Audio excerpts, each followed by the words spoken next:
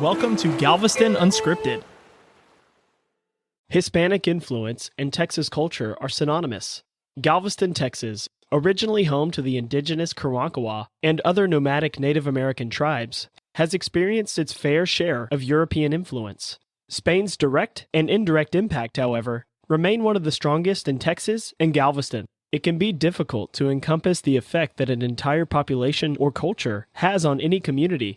For Galveston Island, the Hispanic influence stems back at least 5 centuries. In the early 1500s, European cartographers and navigators had no doubt laid their eyes on modern-day Galveston Island. In 1519, Spain had claimed a massive stretch of territory in which modern-day Texas was a part of.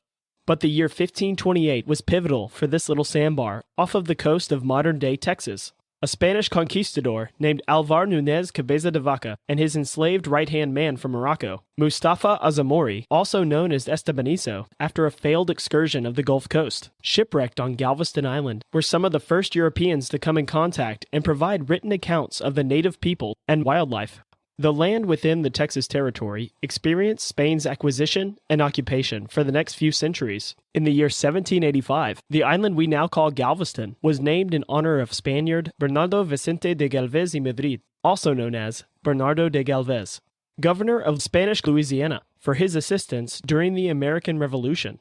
When Mexico won independence from Spain, the sheltered Bahia de Galveston, or Galveston Bay, was the venue of the Mexican government to collect tariffs and operate a customs house. Through the following decade, Texan citizens of Spanish, Mexican, and Central American descent, along with Americans and Europeans, fought in the Texas Revolution and defeated Mexico, giving birth to the Republic of Texas. The city of Galveston was founded shortly after the Revolution. Texas was admitted into the United States in 1845, and by 1850, there were more than 14,000 residents of Mexican origin living in the newly formed state.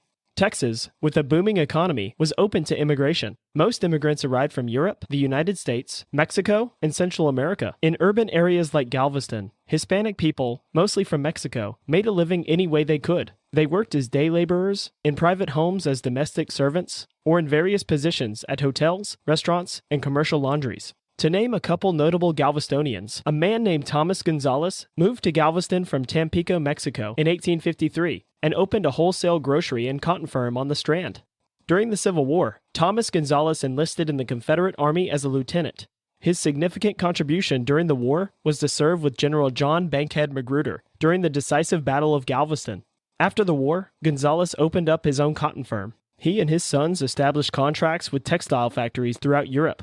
The firm soon ranked with the largest shippers to and from the port of Galveston. To name another notable Galvestonian, it must be stated that Galveston is heavily influenced by countless cultures that have passed through or planted roots in Galveston. And one thing that ties us back to those cultures is food.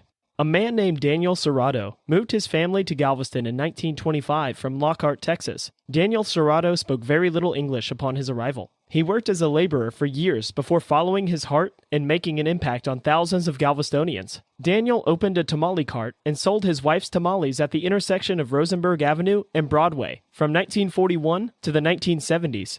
Daniel sold homemade tamales prepared daily at his home and was dubbed Dan the Tamale Man. His dream of having his own business came about through his wife's cooking and his ambition and pride in running his own successful business. His tamale cart was an island institution, so established that he had business cards printed in English, although he preferred to speak Spanish. For over 3 decades, he brought happiness to thousands of Galvestonians, who were his reliable patrons. These 2 men are just a couple of examples of the thousands of men and women of Hispanic descent who have made an impact on the Galveston community. It is impossible to capture in its entirety how Hispanic culture has influenced Galveston, Texas, and the United States. Galveston Island has been influenced by Hispanic trailblazers for nearly 500 years, from shipwrecked Spanish explorers to the businessmen I have mentioned in this episode, from Spanish-language theaters to Spanish Mission revival architecture scattered about the island. The foundation of Galveston has and always will be supported by a major pillar, the Hispanic population. Bienvenidos a Galveston. For historic resources or more information, check out the episode description.